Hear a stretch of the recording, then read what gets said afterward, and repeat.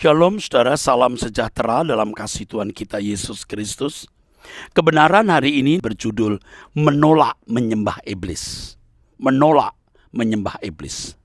Frase menyembah iblis yang ada di dalam Lukas pasal 4 mengesankan adanya sesuatu yang fatalistis. Apalagi kalau itu terjadi di antara komunitas orang beragama. Tetapi inilah faktanya, banyak orang beragama termasuk orang Kristen di zaman ini sedang menyembah iblis. Dalam Lukas pasal 4 ayat 4-8 terdapat fragmen mengenai iblis yang membujuk Yesus untuk menyembah dirinya. Dengan memberi umpan atau menawarkan keindahan dunia ini. Tuhan Yesus menolak dengan tegas. Tuhan Yesus menolak dengan tegas dan berkata agar semua makhluk ciptaan menyembah Allah. Dari fragmen ini sudah cukup memberi kesimpulan kepada kita bahwa mengingini dunia ini berarti sama dengan menyembah iblis. Hal inilah yang sekilas sukar untuk kita mengerti, sukar untuk diterima. Tetapi demikian sesungguhnya kebenaran itu, saudaraku. Melihat hal ini, betapa kita harus memperhatikan adanya jerat harta kekayaan tersebut.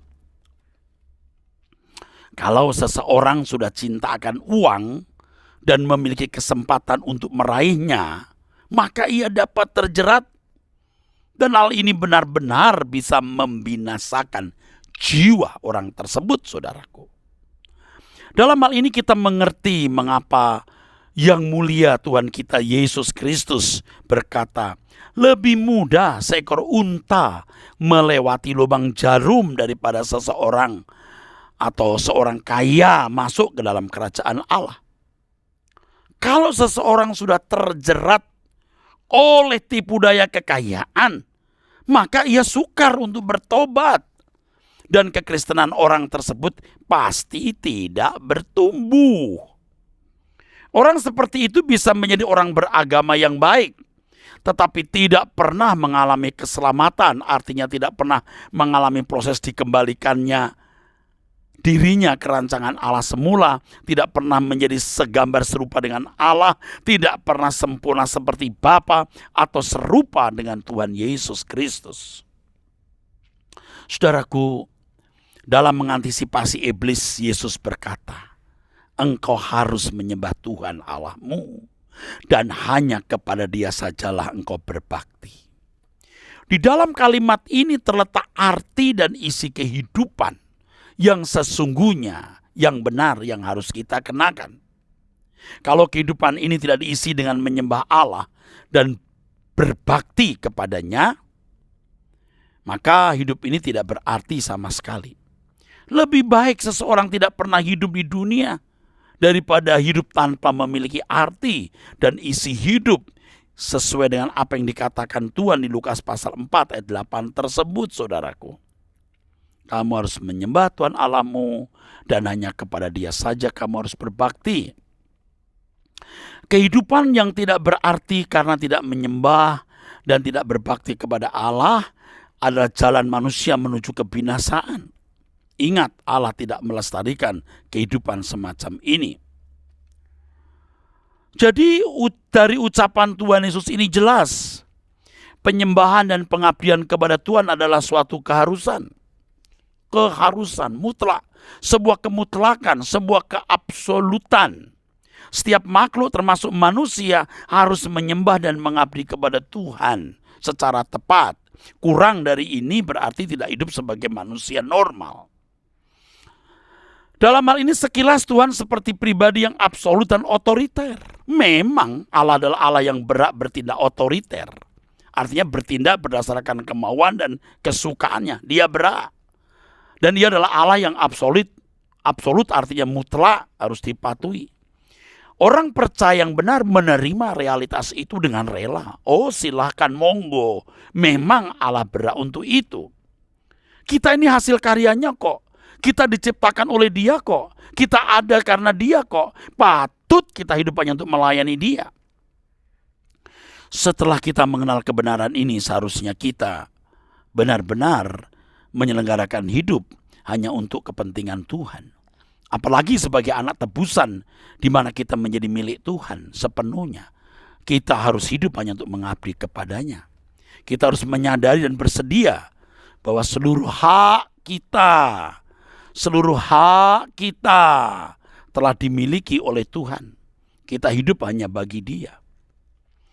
Menyembah iblis versi modern sekarang ini, perhatikan. Menyembah iblis versi modern adalah ketika seseorang merasa tidak lengkap hidup tanpa memiliki berbagai fasilitas yang ada untuk kebahagiaan diri, untuk prestis atau kebanggaan. Orang-orang seperti ini telah terpengaruhi dan terbentuk oleh semangat zaman ini. Mereka mengumbar keinginan untuk memiliki apa yang orang lain miliki, tanpa mempersoalkan apakah hal itu demi kepentingan Tuhan atau hanya kesenangan pribadi, atau hanya untuk kebanggaan pribadi. Orang yang mengharapkan kebahagiaan dari dunia ini, dari fasilitas uang atau harta, pasti menyembah iblis. Mereka adalah orang-orang yang telah terikat oleh dunia ini. Kasihan. Terikat oleh percintaan dunia. Mereka tidak mengharapkan sukacita dari Tuhan. Mereka hanya mengharapkan percintaan. Maksudnya mereka hanya mengharapkan kebahagiaan dari dunia ini. Jadi sebaliknya orang yang tidak mengharapkan kebahagiaan dari dunia ini dengan fasilitasnya adalah orang yang menolak menyembah iblis. Jadi orang yang tidak menyembah iblis, itu berarti menyembah Allah, menggantungkan suasana kebahagiaan jiwanya kepada Tuhan, bukan materi dunia. Tuhan menjadi kebahagiaannya. Orang seperti ini dapat menyembah Tuhan dengan benar. Inilah yang harus dengan berani kita kenakan dalam hidup ini. Dengan demikian kita menantang zaman. Banyak orang Kristen merasa tidak menyembah iblis karena tidak terlibat dalam perdukunan atau praktek okultisme.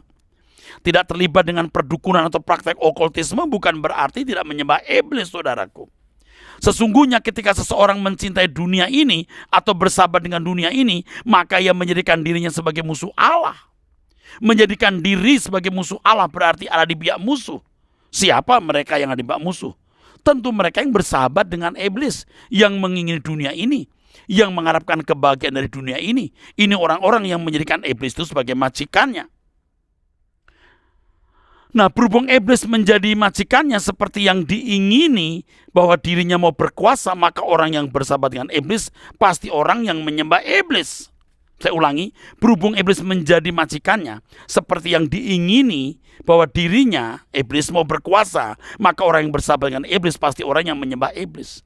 Percintaan dengan dunia sebenarnya juga sama dengan perzinahan rohani. Ini sama dengan dosa berhala. Ini adalah praktek percabulan rohani dalam kehidupan umat Tuhan. Banyak orang Kristen berkeadaan seperti ini. Sayangnya, saudaraku, gereja tidak bicara tegas. Gereja tidak memberikan warning yang tegas. Asal mereka ke gereja memberi perpuluhan, dianggap sudah menyembah Tuhan, apalagi bisa menyanyi, menyembah Allah di gereja dengan pujian, syair, lagu.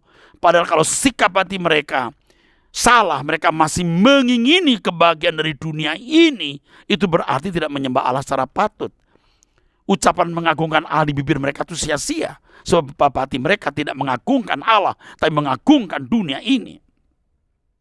Gereja harus mengingatkan dengan tegas, supaya mereka yang tersesat bisa dibawa kembali kepada Tuhan.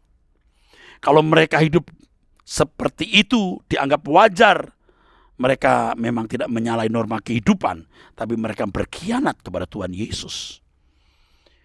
Saudaraku, mari kita siuman dan sadar. Kiranya kebenaran ini memberkati kita sekalian. Sola Gracia.